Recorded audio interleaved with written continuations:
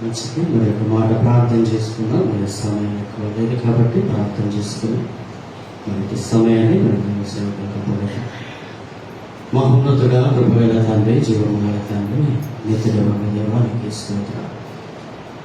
ఇవ్వబడిన కానుకలు లేదా మరొకసారి జ్ఞాపకం చేసుకుని ప్రకటించబడిన ప్రతి ప్రకటనలు అన్నీ నీ పరిశుద్ధాత్మతో నింపి ప్రభా మరి ఎండదెబ్బ వడదెబ్బ నుంచి మరి తప్పించండి.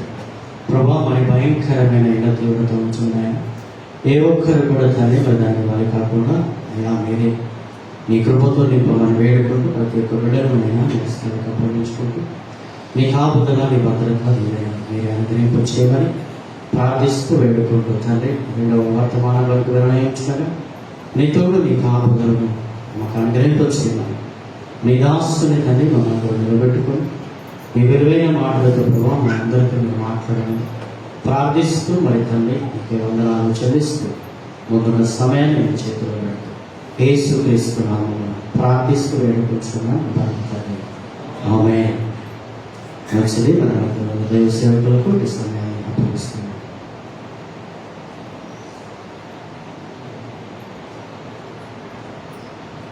దేవుని పరిశుద్ధ నామానికి స్తుతి కలుగును గాక.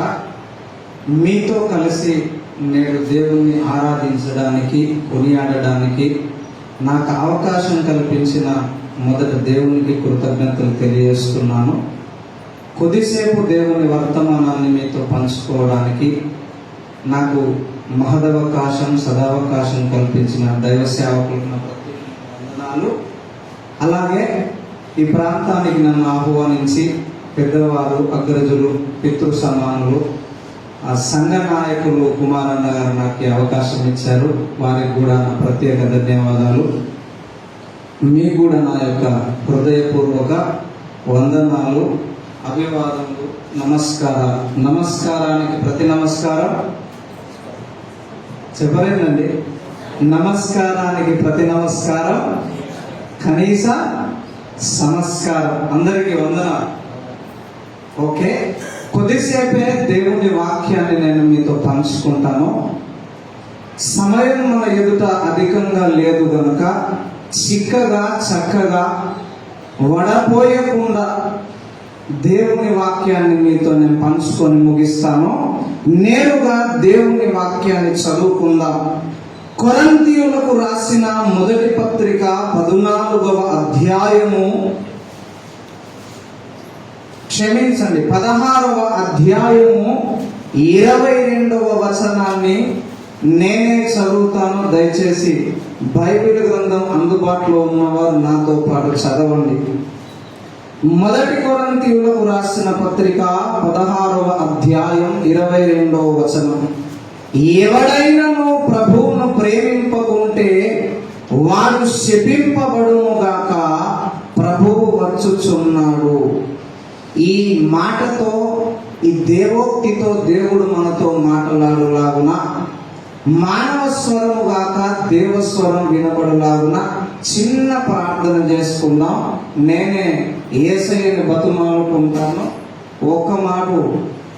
ఒక్క నిమిషం మీరు కళ్ళు మూసుకొని ప్రార్థన చేద్దాం. పరిశుద్ధుడా, నీతిమంతుడా, నిరంతర స్తోత్రార్హుడా, నీ పాదాలకు నిండుగా కృతజ్ఞతలు. నీ రక్తం చేత కడగబడిన నీ దైవ జనాంగముతో నిన్ను స్తుతించి ఆరాధించి కొనియాడి నీ నామస్మరణ చేయుటకు నీవు మాకు అనుగ్రహించిన ధన్యత కొరకు నిన్ను స్తుతిస్తూ ఉన్నా. ప్రభువా, ఎక్కడి వారమో మేమందరం నీ రక్తమును బట్టి ఏకమయ్యాం. మరొక్క మారు నీ స్వరాన్ని వినడానికి, మా బ్రతుకులను చెక్కుకోవడానికి, మా మనస్సులో, మదిలో, హృదయములో, బ్రతుకంతటిలో దాగి ఉన్న మలినమును నీ ఉదకము చేత మమ్మను శుద్ధీకరించుటకు పరిశుద్ధాత్మ ప్రభువా నీవు నీ దాసుని వశపరచుకొనమని ప్రార్థన చేస్తున్నా. నా ఆలోచన తలంపులు తలక్రిందులుగా చేసి పరిశుద్ధాత్మ తండ్రి నీ ఆలోచన మాత్రమే నీ దాసుని వశము చేసి మాతో మాట్లాడి మా జీవితమును ఆనందదాయకముగా మార్చి మహిమ పొందమని యేసు పుణ్యనామమున ప్రార్థించి మురళిని వేడుకుంటున్నాం పరమ తండ్రి. ఆమేన్. పిల్లరా, దేవుని వాక్యమును మనము ధ్యానించక మునుపు ఒక చిన్న విషయాన్ని చెబుతూ నేను ఉపోద్ఘాతం చెప్తూ ముందుకు సాగిపోతాను. ఈ భూగోళం మీద, భూప్రపంచం మీద చాలా మంది మేధావులు ఉన్నారు, మత నాయకులు ఉన్నారు, గురువులు ఉన్నారు, చాలా మంది సమస్త అధిపతులు కూడా ఉన్నారు. ఒక్క మాటలో చెప్పాలంటే మన భారతదేశానికే 33 కోట్ల ఎవరున్నారు? గురువులు అనుకోండి, దేవతలు అనుకోండి, అవునా? చాలా మందిని ఆరాధిస్తున్నారు, అది వేరు విషయం. అయితే మనం కొలుస్తున్న, మనం ఆరాధిస్తున్న దేవునికి ఏ ఒక్కరు సాటి రారు అని చెప్తున్నా. ఈ విషయం కొత్తనా మీకు? కొత్తనా? కొండందరి వెళ్తాను పట్టినట్టు నేను కొత్తగా చెప్పినట్లేదా? కొత్త విషయం కాదు. కానీ ఏ విషయాలలో దేవునికి సాటి రారో ఒక విషయాన్ని పరిచయం చేసి నేను ముందుకు వెళ్తాను. మనందరికీ పరిచయమే. ద్వితీయోపదేశ కాండం 23వ అధ్యాయం 4-5 వచనాలు. ఇప్పుడు చదవకండి, సమయం లేదు. ఆ వచనాలలో ఏముంటుందంటే, యెహోవా మన శాపాన్ని ఆశీర్వాదముగా మార్చగలిగిన వాడు అని ఉంటుంది.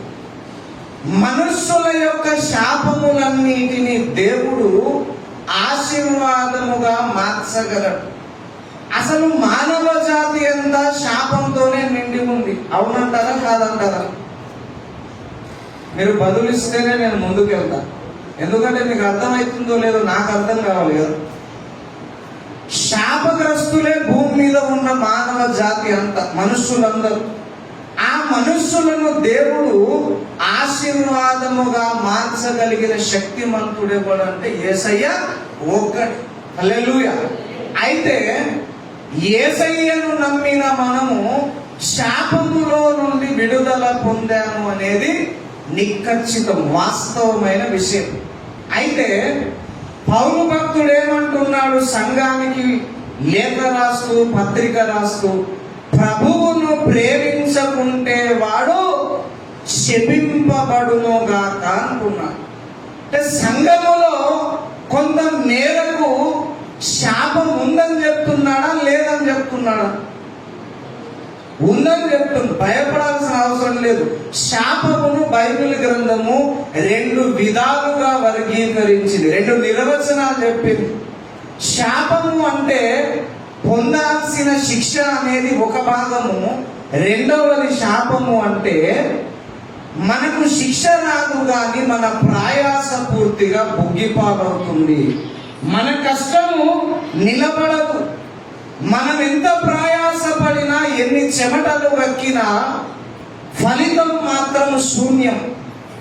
మనకు జీతము, వేతనము, ఫలితము మనం అనుకున్న స్థాయిలో దొరకదు, మిగలదు. కానీ దేవుని బిడ్డలమే, దేవుని పిల్లలమే, యథార్థవంతులమే, మానక భక్తి చేసుకున్న వారమే కానీ మన బ్రతుకులో ఏముండదండి? గుండెల మీద చేసుకొని చెప్పండి, ప్రతి మనిషిలో ఒక వెలితి ఉందా లేదా? లేదా? వెలితి లేని వాళ్ళు ఎవరు లేరా సంఘాలలో? ఎందుకు మరి? అన్నీ చేయగలిగిన దేవుణ్ణి కలిగి ఉండి భక్తులలో వెలితి ఎందుకు ఉంది? ఏదో కొరత ఎందుకు ఉంది? అది ఏ విషయాలలోనైనా సరే కొరత అయితే ఉంది. ఎందుకుందంటే పొందాల్సిన నరక శిక్ష, శాపమునకు అనుభవించాల్సిన శిక్ష యేసయ్య మీదేసుకున్నాడు. కానీ మన బ్రతుకులలో మనం పడుతున్న కష్టము, ప్రయాస, చేస్తున్న ప్రార్థన, చేపట్టి చేస్తున్న భక్తిలో నష్టమే కనబడుతుంది. మీరు ఇశ్రాయేలు జాతి చరిత్ర కనుక చూస్తే వారి జీవితం అంతా అడుగడుగున నష్టాల పాలే. ఏనాడు వారి జీవితంలో దేవుడు కోరుకున్నంత దీవెన కనబడదు. ఎందుకు అంటే వారి బ్రతుకులో ఇంకా కొంత శాపము మిగిలి ఉన్నది. హల్లెలూయా. అర్థమైందండి నేను చెప్పింది? మనం శాపగ్రస్తులం అనట్లేనే, మళ్ళీ అట్లా అపార్థం చేసుకోవద్దు. మనము దీవించబడిన బిడ్డలమే గాని సంపూర్ణ ఆశీర్వాదం పొందిన వారం కాం. మీకు అర్థం కావడానికి ఒక మాట చదివిస్తాను. రోమీయులకు రాసిన పత్రిక 16వ అధ్యాయం, ఒక్కసారి మాట చదువుకుందాం. రోమీయులకు రాసిన పత్రిక 15వ అధ్యాయం 29వ వచనం చదవండి ఎవరైనా బిగ్గరగా. నేను మీ యొద్దకు వచ్చినప్పుడు క్రీస్తు యొక్క ఆశీర్వాద సంపూర్ణముతో వత్తునని ఎరుగుదును. ఏం ఆశీర్వాదంతో వస్తాడట సంఘం దగ్గరికి పౌలు భక్తుడు ఒక సంఘం దగ్గరికి వెళ్ళాలనుకుంటున్నాడు చాలా రోజుల తర్వాత. ఆత్మీయ తండ్రి సేవ చేస్తూ ఒక ప్రాంతాన్ని, ఒక పరిచర్యను, ఒక సంఘాన్ని వదిలి వెళ్ళాడు. మరలా తిరిగి వచ్చేటప్పుడు వారికి లేఖ రాస్తున్నాడు. నా ప్రియ దేవుని బిడ్డలారా, నేను మీ యొద్దకు కొంతకాలం తర్వాత రావాలనుకుంటున్నాను. అప్పుడు మీ యొద్దకు సంపూర్ణ ఆశీర్వాదము తేవడానికి సిద్ధంగా ఉన్నానన్నా. అంటే దేవుని పిల్లలలో, దేవుని సంఘాలలో సంపూర్ణ ఆశీర్వాదము లేదు, పొందలేదు అనేది వాస్తవిక దృశ్యం. అందుకే మన బ్రతుకులలో వెలితి ఉంది. ఎంత ప్రార్థన చేసినా మన ముందున్న సమస్య రవ్వంత కూడా కదలట్లేదు. ఈ అనుభవం లేదా మనకు? ఉందా లేదా? నాకైతే బోలెడంత ఉందండి. చాలా భక్తిగా ఉంటాం, కానీ మనం అనుకున్నంతగా సేవ చేయలేం, అనుకున్నంతగా వృద్ధి చెందలేం, అనుకున్నంతగా ప్రార్థన చేయలేం, అనుకున్నంతగా పరిశుద్ధత సంపాదించలేం, అనుకున్నంతగా దేవునితో పెనుగులాడాలనుకుంటాం. కానీ మాటి మాటికి తప్పిపోతాం, మాటి మాటికి బలహీనులమవుతాం. ఎందుకు ఈ నష్టపోయే శాపం మనలను వెంబడిస్తుందంటే దేవుణ్ణి పూర్ణ హృదయముతో మనం ప్రేమించలేకపోతున్నామని చెప్తున్నాడు పౌలు. హల్లెలూయా. ఏమన్నాడండి? ప్రభువును ప్రేమించకుంటే వాడు శపింపబడును గాక. దైవజనుడు ఆ మాట అనొచ్చా అండి? కానీ అనడం లేదా? వాస్తవం చెప్తున్నాడు తన పిల్లలకు. నీకు ఇంకా సంపూర్ణ ఆశీర్వాదం ఎందుకు రావట్లేదంటే, నా పిల్లలారా, మీరు ఇంకా దేవుని ప్రభువును సంపూర్ణంగా ప్రేమించలేకపోతున్నారు. అసలు దేవుణ్ణి ఎందుకు ప్రేమించలేకపోతున్నారు అనేది ప్రశ్న. ఈ ప్రశ్నకు నేను జవాబు చెప్పి ముగిస్తాను. చాలా విస్తృతమైనది అంశం, కానీ నాకు ఇచ్చిన సమయం చాలా తక్కువ, అల్పమైనది కాబట్టి చిక్కగా ఒక ముక్క చెప్పి నేను ముగిస్తాను. హల్లెలూయా. నా భాష అర్థమవుతుందండి? ఓకే, చాలా ధన్యవాదాలు. దేవుణ్ణి మనం ఎందుకు ప్రేమించలేకపోతున్నాం అంటే, దేవుని ప్రేమ యొక్క పొడవు, వెడల్పు, విస్తీర్ణము మనము గ్రహించాలని పౌలు ప్రార్థన చేస్తున్నారు. ఒకసారి చూద్దాం. ఎఫెసీయులకు రాసిన పత్రిక 3వ అధ్యాయము 18వ అధ్యాయం నేనే చదువుతాను, త్వరగా చూద్దామండి. ఒక మాట. క్రీస్తు మీ హృదయములలో విశ్వాసము ద్వారా నివసించున్నట్లుగాను తన మహైశ్వర్యము చొప్పున మీకు దయచేయవలననియు మీరు దేవుని సంపూర్ణ యందు పూర్ణులగునట్లుగా ప్రేమ యందు వేరుపారి స్థిరపడి సమస్త పరిశుద్ధతలకు కూడా దాని వెడల్పు, పొడవు, లోతు, ఎత్తు ఎంతో గ్రహించుకొనుటకును జ్ఞానమునకు మించిన క్రీస్తు ప్రేమను తెలుసుకొనుటకును తగిన శక్తి గలవారు కావాలనని ప్రార్థించుచున్నాను. పౌలు ప్రార్థన ఏంటండి? మంచి ఇల్లు కట్టుకోవాలి, నా పిల్లలు చదువుకోవాలి, వాళ్ళకి చక్కటి సంబంధాలు కావాలి, వారికి మళ్ళీ పిల్లలు పుట్టాలి, ఉద్యోగాలు రావాలి, మనం నిండుగా గుండ్రాయిలకు మంచిగా ఉండాలి. ఇది అప్రార్థన చేయొద్దనట్లే, ఇది అవసరమే. కానీ పౌలన్న ప్రార్థన ఏంటంటే, దేవుని ప్రేమ యొక్క పొడవెంత, వెడల్పెంత, లోతెంత, ఎత్తెంత అది తెలుసుకోవడానికి శక్తిమంతులం కావాలి. హల్లెలూయా. నేను చెప్తున్నాను, అపోస్తలుడైన పేతురు ఒక్క ప్రసంగం చేస్తే, ఒక్క ప్రార్థన చేస్తే 3000 మంది విలవిలాడి పశ్చాత్తాపంతో కొట్టుకున్నారండి. ఈరోజు మనం 3000 మంది కలిసి ప్రార్థన చేస్తే ప్రార్థన రక్షింపబడుతుందా? ఏమైనా శక్తి, దేవునికి శక్తి ఏమైనా కొరత అయిందా, తక్కువైందా? దేవుని శక్తి ఏమైనా అదుపు తప్పిందా? లేదు కదా. నిన్న నేడు నిరంతరం మన దేవుడు ఒకే రీతిగా ఉన్నాము. ఎందుకు ఆ శక్తి సంఘాలలో మన జీవితాలలో పనిచేయట్లేదంటే, మనము దేవుని యొక్క ప్రేమను గుర్తించలేదు, గ్రహించలేదు, తృప్తి పడిపోతున్నామండి. ఏదో అరకొర దేవుణ్ణి ప్రేమించి అక్కడికి సాటిస్ఫై అయిపోతున్నాం మనం. అవునా కాదు? ఒకరోజు ఉపవాసం ఉన్నాం అనుకో, మనకంటే హీరోలు ఉంటారు మన ఊర్లో, ఉండరాండి. సీరియల్గా ఉన్నాం, 3 రోజులు ఉపవాసం ఉన్నాం, నౌకరి బంద్ చేసి ఉద్యోగం బంద్ చేసి ఉన్నాం. ఇక మనకంటే పరిశుద్ధులు ఉంటారా? దేవుడితో కనబడ్డా పక్కకు తగ్గుమంటారు, ఎక్కువ మాట్లాడు. అవునా? సంతృప్తి చెందే భక్తిలోనే ఆగిపోయాము గనకనే మన బ్రతుకులో వెలితి వెంటాడుతుందని చెప్తారు. వెలితి మన బ్రతుకులను, కుటుంబాలను, సంఘాలను వెంబడిస్తుంది. ఎందుకంటే దేవుని ప్రేమను మనము ఎరుగుటలో ఇంకా శక్తిమంతులం కాదు. హల్లెలూయా. అయితే దేవుని శక్తిని వర్ణించడానికి మన జీవిత కాలం కూడా సరిపోదు. మరి ఒక్క సెషన్లో చెప్పగలుగుతామా? నా వయస్సు 40 సంవత్సరాలు. 20 సంవత్సరాల బైబిల్ పరిశోధనలో ఎన్నో అనుభవాలు, ఏడ్చిన రాత్రులు, చచ్చిపోదామని పోయిన దినాలు, చిరుప్రాయంలోనే తండ్రిని పోగొట్టుకున్నాను. చిన్న వయస్సు నుండే ఘోరమైన హింసలు, వేదనలు, బాధలు, వెలివేతలు చాలా అనుభవించాను. యేసయ్యను నమ్ముకున్నప్పుడు నన్ను చెప్పు వంటి కొట్టి బయటికి వెళ్ళగొట్టింది కుటుంబం అంతా.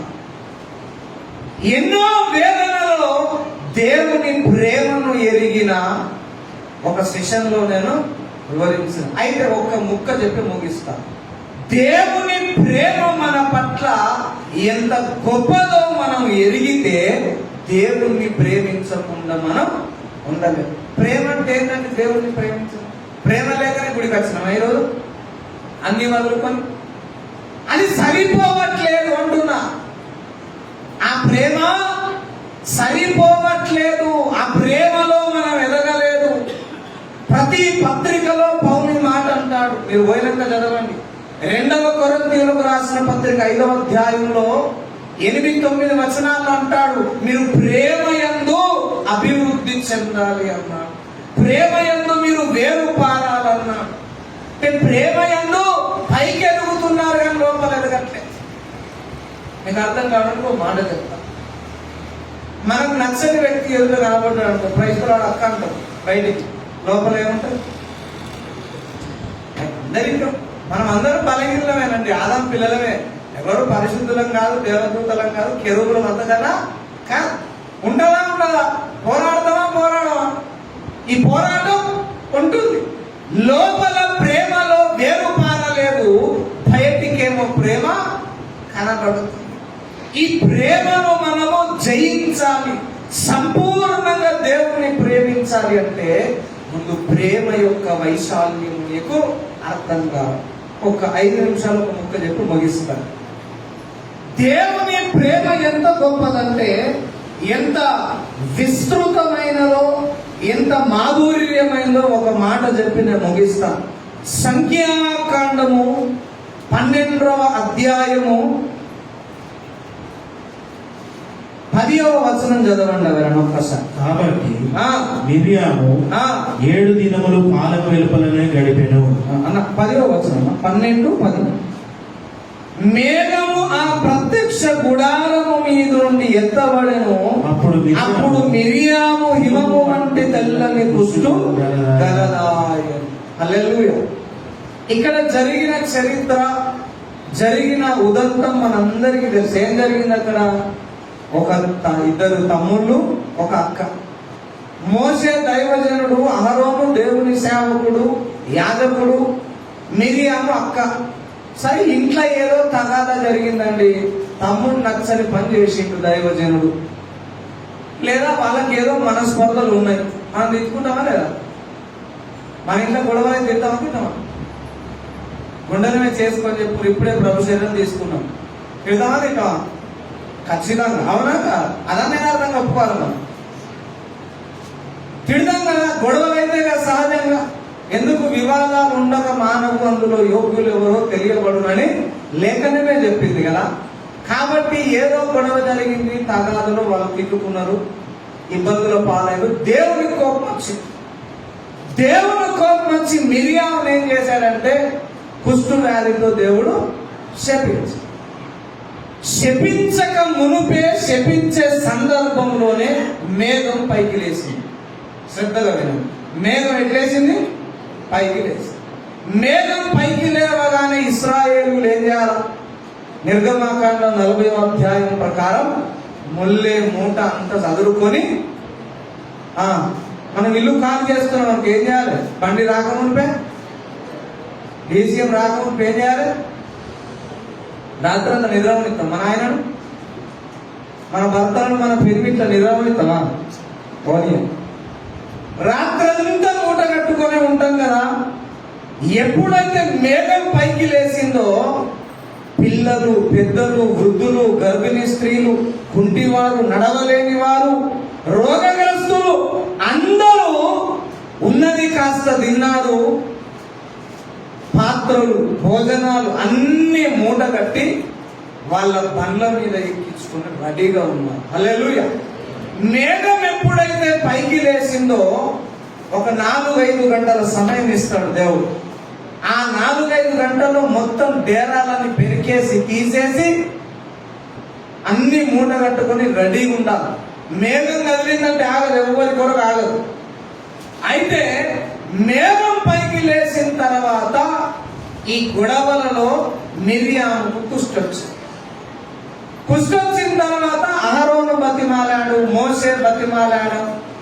సరే, దేవుడు ఏమన్నాడంటే ఈమె ఈ కుష్ఠు వ్యాధి నయం కావాలంటే పాలెం వెలుపలికి, పాలెం అంటే మన ఊరవతల కాదు, అరణ్యంలో ఈ పాలెం ఉన్న వెలుపల మొత్తం చీకటి ఉంటుంది. అరణ్య ప్రాంతం, పాములు, తేళ్లు, మృగములు, భయంకరమైన పరిస్థితి, బ్రతకడానికి వీలు లేని పరిస్థితి. 7 రోజులు ఆమెను అక్కడ ఉండమన్నాడు. హల్లెలూయా. సరే, 7 రోజులు ఉండడం పక్కకు పెట్టండి. ఇంకొక మాట చదువుదాం మనం. ఈ సంఖ్యాకాండం 12వ అధ్యాయంలో 15వ వచనం చదవండి. కాబట్టి మిరియాము 7 దినములు పాలెములో వెలుపలనే గడిపెను. మిరియాము మరలా చేర్చబడు వరకు జనులు ముందుకు సాగరైరి. హల్లెలూయా. దేవుని ప్రేమ ఎంత గొప్పదో ఒక ముక్క చెప్తా. ఈమె తప్పు చేసిందా లేదా? మిరియాము సరే, ఏదో పొరపాటు అయింది, తప్పు చేసింది, చేసినందుకే శిక్ష వచ్చింది. ఈ శిక్ష అనుభవించి మరలా బయట నుండి దేవుని సంఘంలో గలవాలన్నా, కుటుంబంలో గలవాలన్నా 7 దినాలు ఎక్కడ ఉండాలి? పాలెం వెలుపల ఉండాలి. ఈ 7 దినములు మేఘము ఒకే చోట ఆగింది అని చెప్తుంది. హల్లెలూయా. మేఘము 7 దినాలు ఆగితే వీళ్ళు వంట వండుకోవడానికి వీల్లేదు, నిద్రించడానికి వీల్లేదు, పని చేసుకోవడానికి వీల్లేదు, కాపురాలు చేసుకోవడానికి వీల్లేదు, స్నానాలు చేయడానికి వీల్లేదు. ఒక అయోగ్యురాలు శాపము తెచ్చుకున్న ఒక స్త్రీ కొరకు 20 లక్షల మందిని 7 రోజులు పస్తులుంచిన దేవుడు అని చెప్పారు. హల్లెలూయా. అర్థమైంది నేను చెప్పింది? ఒక కుష్ఠురాలు పాపము చేసి అవిధేయురాలై దేవునికి విరోధంగా తప్పు చేసి శిక్ష అనుభవిస్తున్న ఒక స్త్రీ కొరకు, ఒక భక్తురాలు కొరకు 20 లక్షల మందిని 7 రోజులు ఆపాడండి. భక్తి చేస్తున్న నీ కొరకు కాపడా, ప్రార్థన చేస్తున్న నీ కొరకు కాపడా, పరిశుద్ధత కొరకు ప్రాణమే అవసరం లేదనుకున్న నీ కొరకు కాపాడా? సేవ కొరకు కుటుంబాన్ని వదులుకున్న నీ కొరకు కాపాడా దేవుడు? నేను చెప్తున్నాను, 20 లక్షలు కాదు, భారతదేశంలో ఉన్న 120 కోట్ల ప్రజలను కూడా నీ కొరకు ఆపగలడని చెప్తున్నది దేవుని ప్రేమ. నమ్ముతావు అన్నమాట? ఆపుడు పక్కన పెట్టండి, 20 లక్షల మంది కన్నారా పడుకోలేదు. అది ఎప్పుడు కలుగుతుందో తెలియదు కదా, చెప్పలేదు. 7 రోజుల వరకు నేను ఈయనే ఉంటాను. మేఘం 7 రోజుల వరకు కిందికి రాలేదు, పక్కకు జరగలేదు. పైకి మందిరము నుండి, ప్రత్యక్ష గుడారము నుండి పైకి లేచి ఆకాశం అందాయి. ఏ క్షణమైనా కదలవచ్చు. బండి స్టార్ట్ చేశానండి, ఏ క్షణమైనా కదలవచ్చు. మనం తృప్తిగా మాట్లాడతామా? వదినా ఏ కూర తినవేయాల, తాలింపుకి ఏమేసామని అడుగుతావా? అడగచ్చా? అడుగుతావా? ఎప్పుడైనా బండి కదలవచ్చు. రైల్వే స్టేషన్ ముచ్చట పెడతావా ట్రైన్ వచ్చే టైంకు? మేఘం అంతకన్నా ఎవరి మాట వినడు కదా దేవుడు. ఆయన పైకి లేచాడంటే యాత్ర ఆరంభమవుతుంది. నడవాల్సిందే. నడవకపోతే మేఘం ముందుకు పోతే, సంఘం ముందుకు పోతే వెనకాల చీకటి అవుతుంది, వెనకాల ఎండ కొడుతుంది, వెనకాల ఏ మృగం వచ్చి నిన్ను తినేస్తుందో తెలియదు, భద్రత లేదు అని చెప్తున్నా. 7 వారము రోజులు పరిశుద్ధులను కూడా కడుపు నిండా అన్నం తినకుండా మిరియాము మీద ప్రేమ చూపిన వాడు దేవుడు. హల్లెలూయా. నీ కొరకు నా కొరకు చూపడా? ఆ ప్రేమ నమ్ముతాం మనం? మనకు చిన్న చిన్న కష్టాలు వస్తేనే ఏమంటాం ఆయన మీదికి చేసే, నీ కళ్ళు కనబడతలేదా? నేను చేసే ప్రార్థన నీకు కనబడతలేదా? నేను నీ కొరకు ఎంత చేసినా అంటావా? ఏసయ్యను మామూలుగా మాట్లాడడం మనం మాట్లాడేది ఏసయ్యకు వ్యతిరేకంగా అందరికి వినబడేటట్టు దేవుడు చేస్తే శర్చికత్తాము. యథార్థంగా చెప్పండి, మన పరిస్థితిలో రాలేం. కానీ దేవుని ప్రేమ ఒక అవిధేయురాలు కొరకు 20 లక్షల మందిని ఆపాడు. అంతేకాదు, వారు కడుపు నిండా భోజనము చేయలేదు, కన్నార పండుకోలేదు. అలాగే ఆపాడని చెప్తున్నాను. నీవు ఏ పరిస్థితిలో ఉన్నా, ఏ సిచ్యువేషన్ లో ఉన్నా, బలహీనతలలో ఉన్నా, దేవుని ప్రేమను నువ్వు నమ్మి ఆయన నన్ను ఏనాటికైనా విడిపిస్తాడనే పూర్ణ మనస్సుతో నమ్మి నువ్వు ప్రేమిస్తే నీ కొరకు ప్రపంచాన్ని కూడా జయిస్తాడని నేను చెప్తాను. హల్లెలూయా. ఇంకొక మాట మీకు చదివి వదిలిపెడతాను. నేను దేవుడు బలవంతం చేస్తున్నాడు. ఒక్క మాట, యెషయా ప్రవచన గ్రంథము 43వ అధ్యాయం అనుకుంటా. ఈ మాట చదివి నేను ముగిస్తా. 41వ అధ్యాయము 14వ వచనంలో ఒక్కసారి. పురుగు వంటి యాకోబు, చాలన్నా. అలాగే 43:4 చదవండి.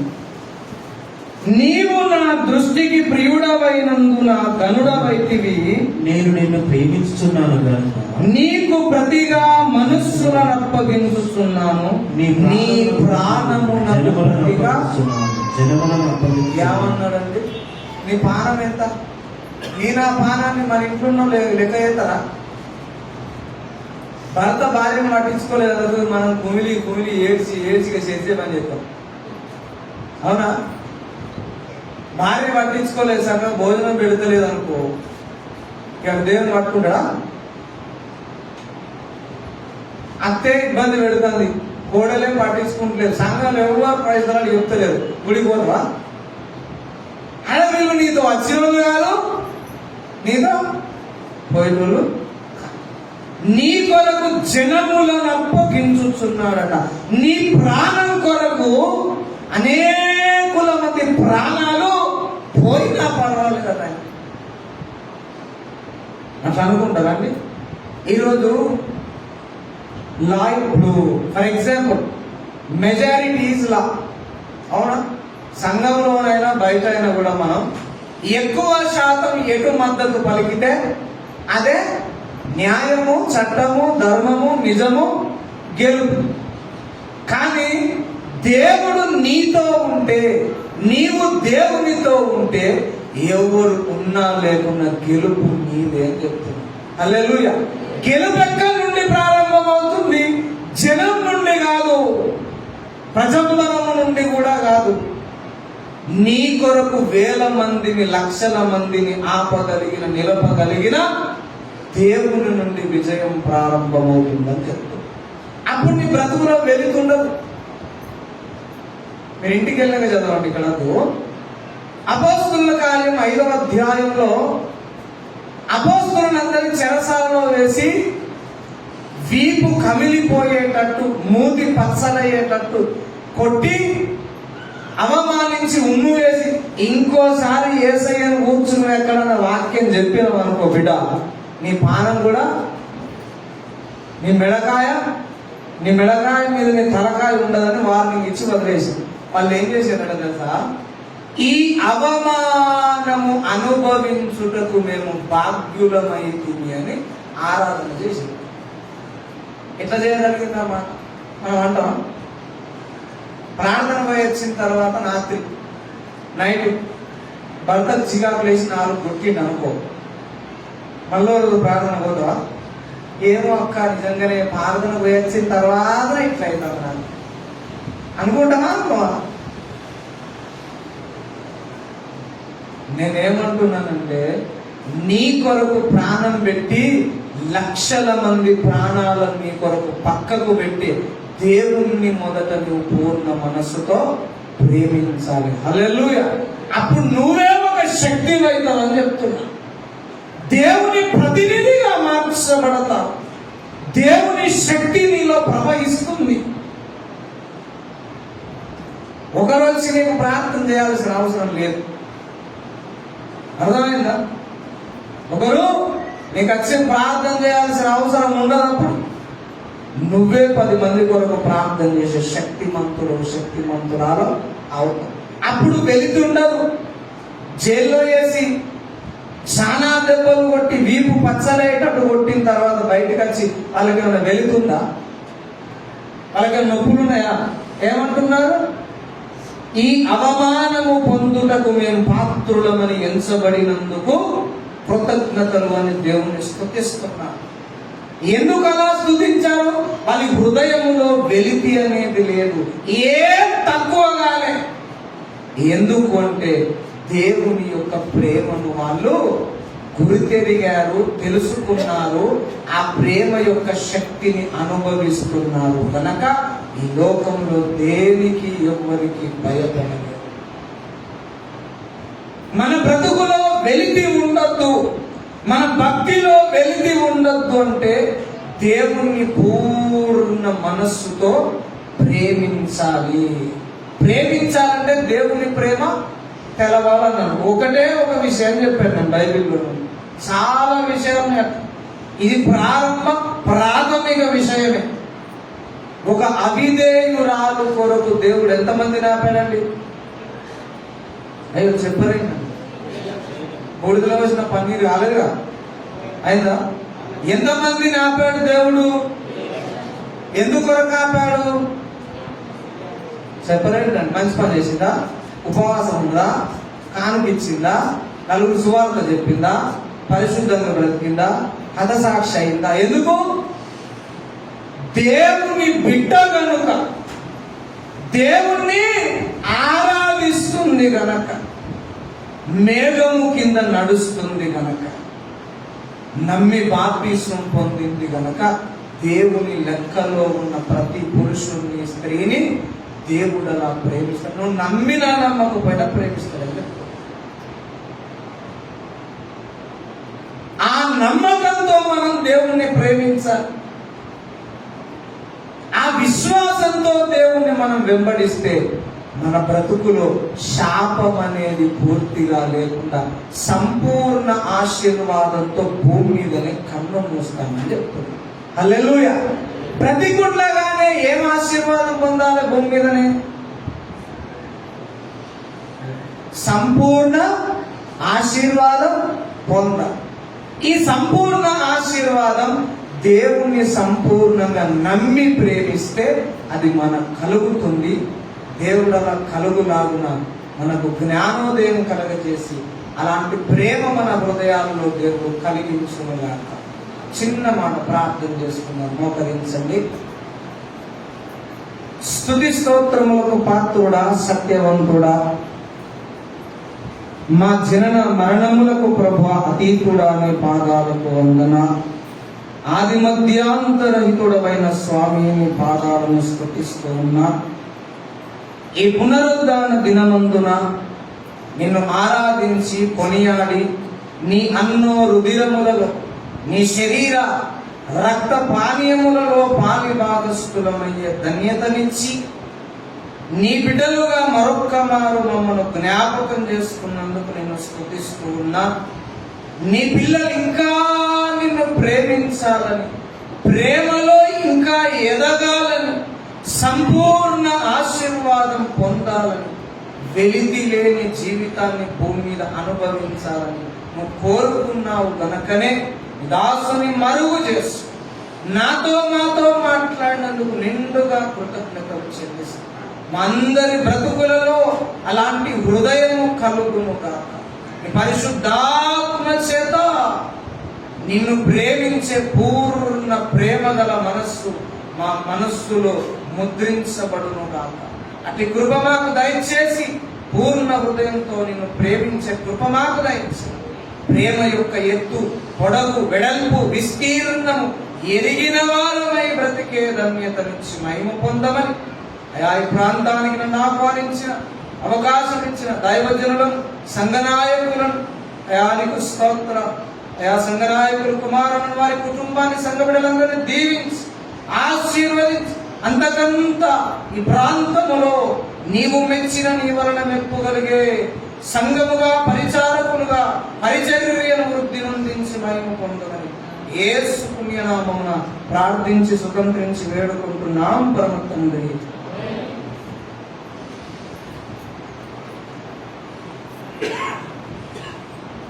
థ్యాంక్ యూ పాస్టర్ గారు. మీరు చక్కటి మాట తెలియజేస్తున్నారు.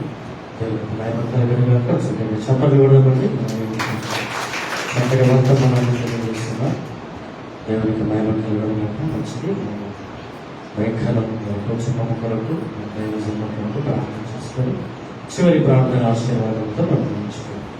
మహోన్నతుడా, నీతిశీలుడా, నిధిలో పడుతాన్ని ఈ దినము ప్రభా మరి తండ్రి మీరు మాట్లాడిన ప్రతి మాటను బట్టి దేవా నిన్ను స్తుతిస్తూ గణపరుస్తున్నా. ప్రభా అయినటువంటి మాటలు తండ్రి మా హృదయాంతరంగంలో ఫలప్రదంగా ఉండటం మీరే కృప చూపమని ప్రార్థిస్తూ వేడుకున్నా. నీ దాసుని ప్రభా ఇంకా బహుబలంగా మీరు వాడుకోండి. ఈ పరిశుద్ధాత్మతో నింపమని తండ్రి నీ దాసుని కూర్చోమని మీరే ఆశీర్వాదకరంగా మేము వలసమని వేడుకుంటూ అయా మరి తండ్రి నీ ప్రేమికులను తిరిగి అయినా వారి గృహాలకు వెళుతుండగా ఏదైనా గోడదెబ్బలు తప్పించి నీ పరిశుద్ధాత్మతో మీరే నింపి బలపరచమని వేడుకుంటూ ప్రభా మరినటువంటి మాటలు ప్రభా మరి మమ్మల్ని మేము మోసం చేసుకోకూడదు. ఈ వాక్యానుసారిగా తండ్రి మేము బ్రతికేటువంటి గొప్ప వాక్యము దేవా నీ ద్వారా మా అందరికి అనుగ్రహింపచేయమని నీకే వందనాలు, స్తుతులు, స్తోత్రాలు చెల్లిస్తూ నజరేయుడైన యేసుక్రీస్తు మహాకృపను బట్టి ప్రార్థించి బ్రతిమలాడి వేడుకొచ్చున్నాము మా ప్రియ పరలోకమందున తండ్రి. ఆమేన్. తండ్రి అయిన దేవుని ప్రేమ, తన ప్రియకుమారుడైన యేసుక్రీస్తు వారి యొక్క మహాకృప, పరిశుద్ధాత్మ అయిన సావసము సన్నిధి సహకారం చేరవలసిన ప్రతి బిడ్డలకు, రాలేక నిలిచిన వారికి, సకల పరిశుద్ధులకు సదాకాలము దేవుని యొక్క కృప తోడై నడిపించును గాక. ఆమేన్. Thank you. మీ అందరికి వందనాలు. ప్రార్థిస్తూ